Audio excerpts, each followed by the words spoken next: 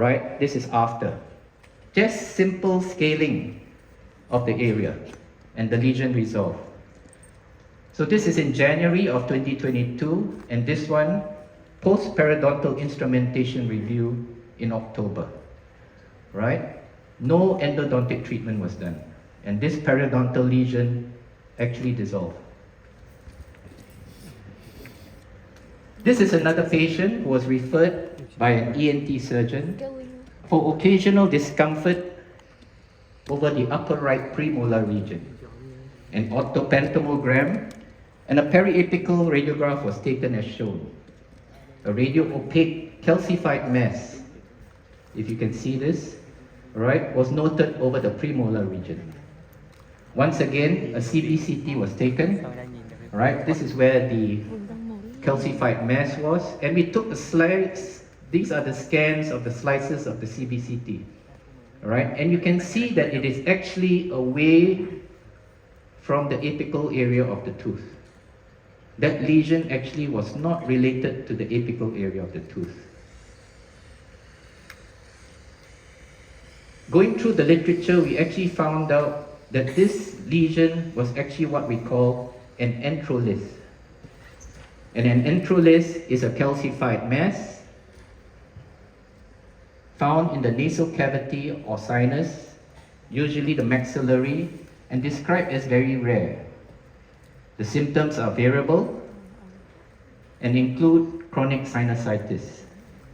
This case was then referred back to the ENT for management, and no root canal treatment was initiated for the premolars.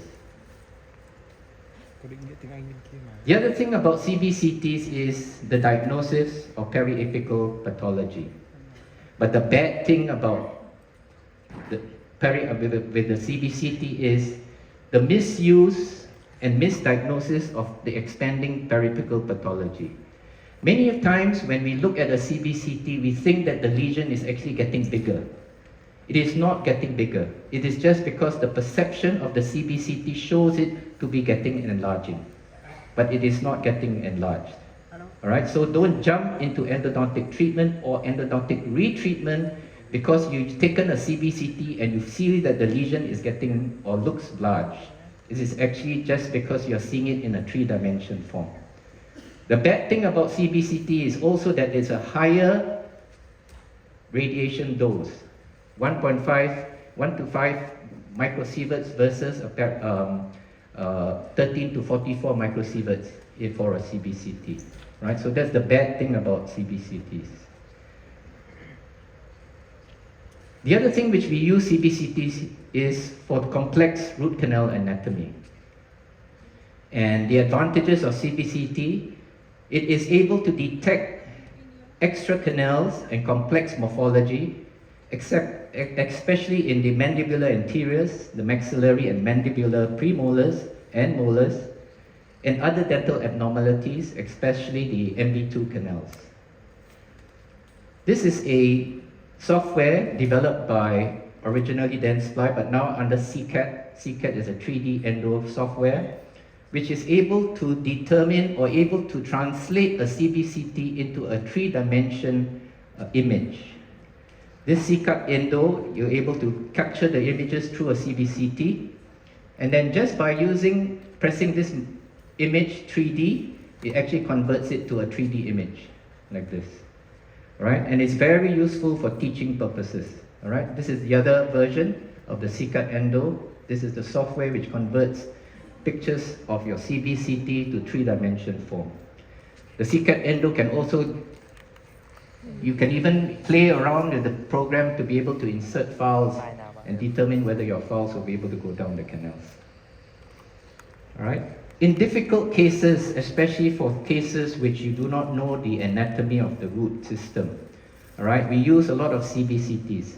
This is a case which was referred to me for a dense invaginatus. This is a dense invaginatus case.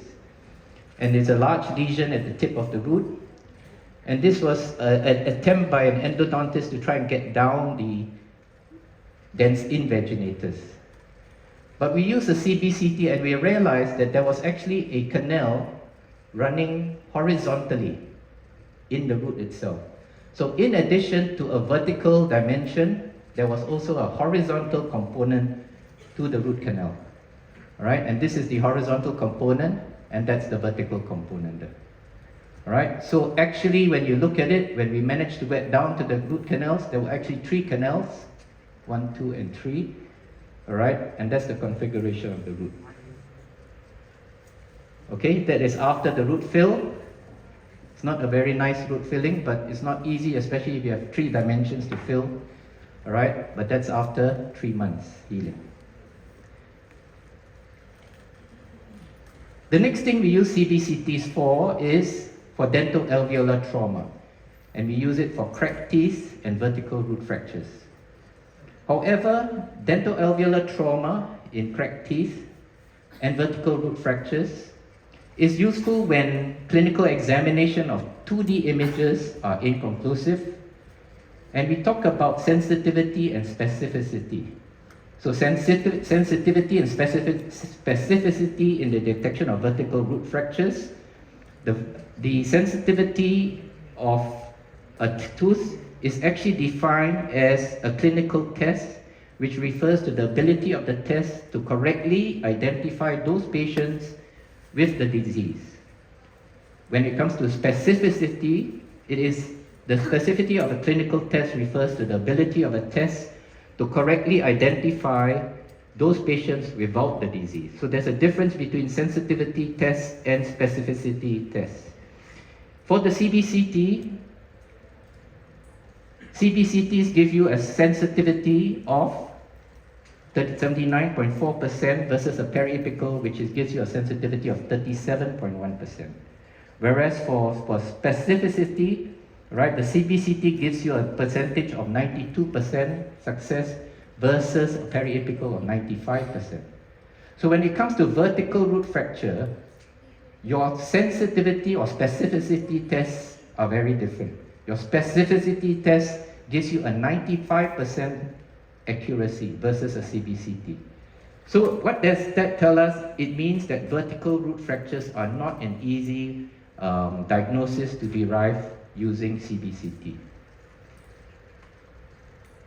So in vertical root fractures, for example, all right, what is bad about it is the fact that vertical root fractures is not easy to be detected in root-filled teeth using CBCT. All right, this is a case of a vertical root fracture, but this is no root canal was done. All right, and we could see that there is a vertical root fracture here, but we did not know where it ended. So we took, this is with calcium hydroxide. All right, so we took a CBCT, and we could see that the vertical root fracture is running here. All right, but on the side view, we could see it was running here and actually exited at the side here. So using a CBCT, we were able to determine that the fracture was actually supragingival, was slightly higher than the root, and it did not involve the root. In this case, we actually root filled it, all right, and the tooth was successful. This is a very young girl, all right. Okay, this is another case of a vertical root fracture, all right. Calcium hydroxide, all right. This is after the fill, calcium hydroxide again, and this is after the root filling. And after the root filling, all right, we noticed that there was still the persistent periapical lesion here. All right, so we went in, and this was what we found. All right, this was the vertical root fracture here, and we went in and filled the whole root canal with MTA. All right, we filled the whole canal with MTA, and this is after 1 month. Look at the lesion. Look at the healing. Okay, in a vertical root fracture. All right. This is another case where we actually could not detect it using a CBCT whether it was fractured. All right, so we went in with a tracer. It was a discharging sinus, and the only way to determine whether it was vertically root fractured was when we had to do a surgery. All right, in which case we could not determine through the CBCT, but we had to open a flap and we found a vertical root fracture through surgery. However, we should remember that we also have the diagnosis of a 2-dimension picture, and we determine it using what we call the J-shaped bony defect. A J-shaped bony defect occurs in a vertical root fracture whenever there is leakage of bacteria coming through the side of the root. So in a vertical root fracture, you will see a J-shaped bony defect. All right, very much like that. Right? Same with this one, there's a J-shaped bony defect because bacteria is leaking out through the side of the root and causing this loss of bone. And you have this J-shaped bony defect. This is another J-shaped bony defect. So whenever you see a J-shaped bony defect, you have to assume that there is leakage of bacteria through the side of the root and into the periodontal and causing bone loss.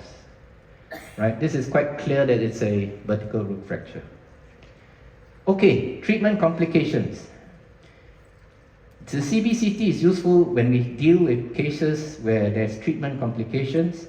All right, the accuracy of diagnosis with periapical is usually 36 to 40% versus a CBCT which is 76 to 83%. CBCT also provides the true extent of the lesion and proximity to vital structures and landmarks.